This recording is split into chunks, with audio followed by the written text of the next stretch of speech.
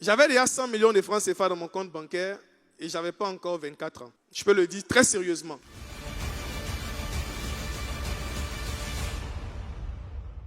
Que plusieurs personnes cherchent à créer de la richesse. Plusieurs personnes essaient de développer des finances, mais ne savent pas que la ressource la plus importante sur cette terre, c'est le temps. Si vous perdez votre temps, même la Bible dit rachetez le temps, pas rattraper le temps, rachetez-le.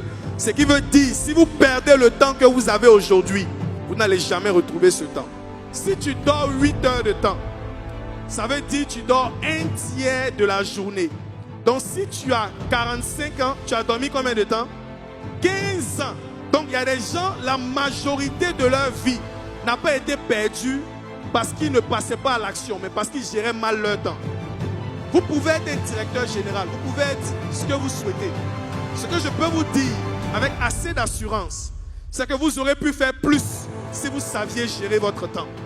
Ça fait 9 ans aujourd'hui que je suis entrepreneur et en mes 9 ans d'entrepreneuriat, j'ai pu comprendre que ce n'est pas la durée de temps que tu passes dans l'entrepreneuriat qui détermine ton succès, mais c'est la productivité du temps que tu as qui te permet de pouvoir réussir des choses que les gens ont fait en 25 ans.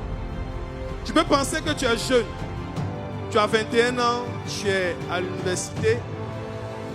J'avais déjà 100 millions de francs CFA dans mon compte bancaire et je n'avais pas encore 24 ans.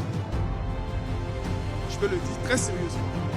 Donc je parle ici à quelqu'un qui se dit, dans 3 ans, en fait tu as peur. Parce que dans 3 ans, ce n'est pas que tu ne peux pas le faire maintenant, mais tu as peur. Je vais le faire dans 3 ans. Ça paraît être sage, d'être prévoyant, mais ça traduit une peur qui est cachée. Tu peux le faire aujourd'hui et maintenant, cet après-midi, demain matin, pas dans 3 ans. Pourquoi pas aujourd'hui? La vitesse d'exécution est l'une des choses qui caractérise les grands. La plupart des personnes qui ne savent pas gérer leur temps, c'est parce qu'elles ne savent pas qu'est-ce qu'elles doivent faire de manière pratique. Tu sais que ce matin, tu dois travailler sur ton business. Mais quoi exactement? Quelles sont les tâches de manière pratique que tu dois mettre en avant pour que ton business avance? Je dois appeler telle personne. Point 1. Et il faut lister en moyenne 5 à 10 tâches par jour à réaliser. Je ne divague pas.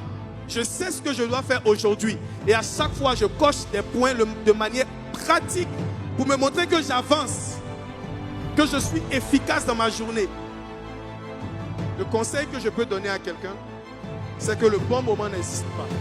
Le bon moment est dans l'action. C'est lorsque tu passes à l'action que Dieu t'accompagne et te propulse là où il veut t'envoyer.